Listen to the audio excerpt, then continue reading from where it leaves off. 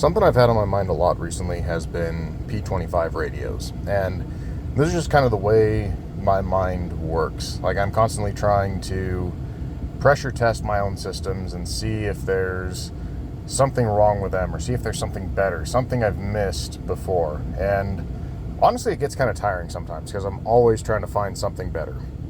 But, so I've been thinking about P25 radios, and so I know a lot of you know that I've really focused heavily on DMR.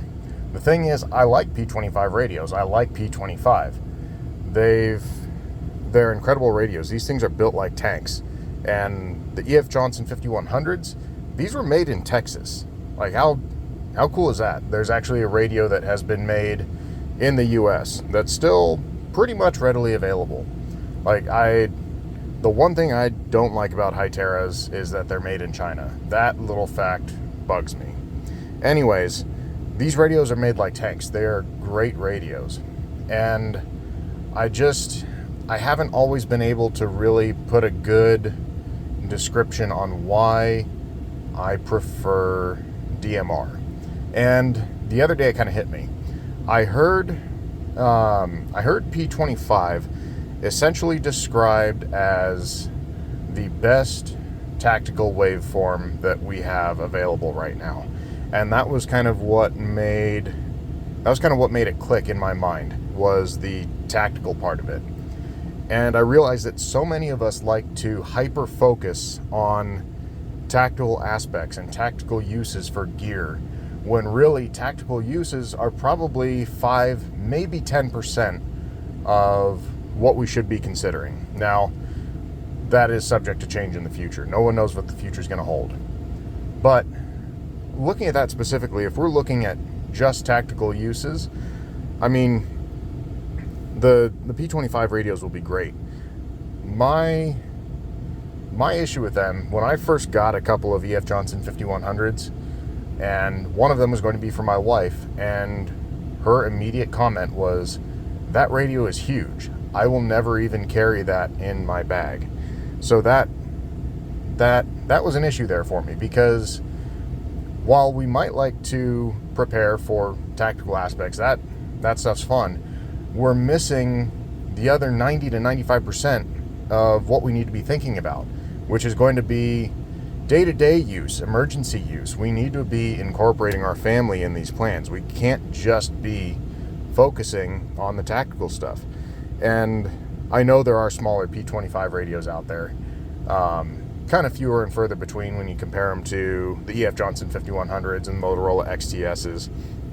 You see most people end up with radios like these, and it is absolutely no small radio. This is a pretty big radio. So if I need my wife to be included in those plans, that means that I now have to tailor my equipment and my gear around including her.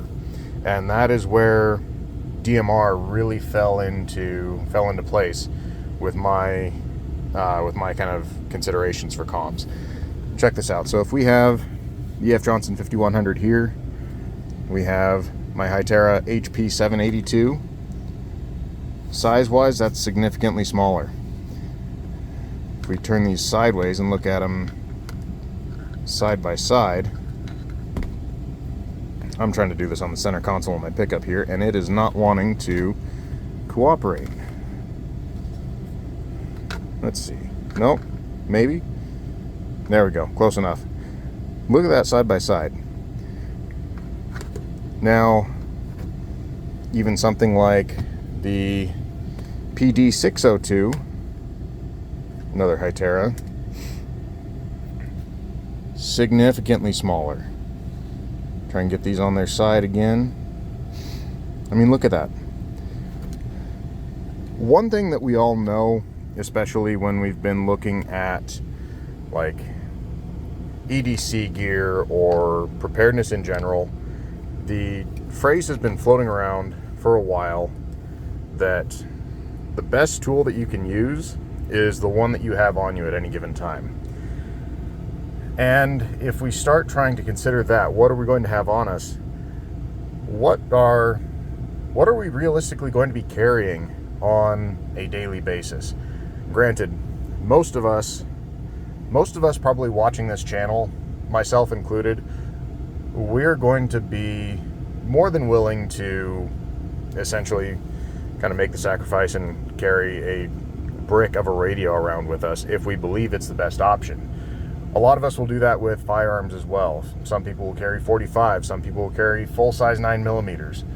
Whatever you want to consider there. Most of us are willing to make the sacrifice to carry a larger piece of equipment if we believe it's the better gear. But how is that then affecting those other people that we want to be prepared with? Our family, close friends, neighbors. Sure, we might carry this, but I already know I can't get my wife to carry one of these. Hell, I even had a Hytera PD782 in my wife's bag recently, and she even said that one was too big. It was taking up too much space, and she said that I had to find some other way for her to carry it.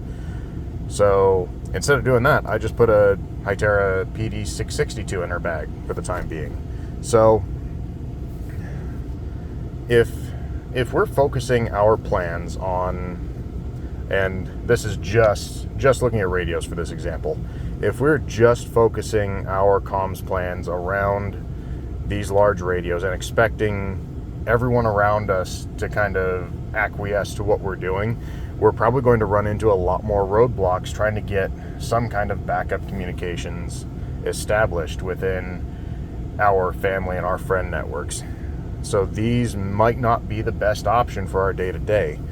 And that is primarily why I've been focusing on DMR. These are just so much smaller, so much lighter, and I can actually get my wife to carry one of these around on a daily basis.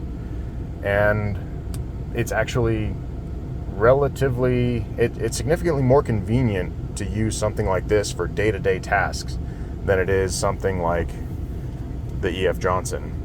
Like, just again, I just got my HF antenna set back up in the attic, and when I was up there, I needed to get it tuned. It's a dipole antenna. So I was able to take one of my radios up into the attic with me, talk back to my dad, who was down in the garage checking the SWR. And if I was having to climb around over all the supports in my attic with an EF Johnson, it probably wouldn't have been super convenient.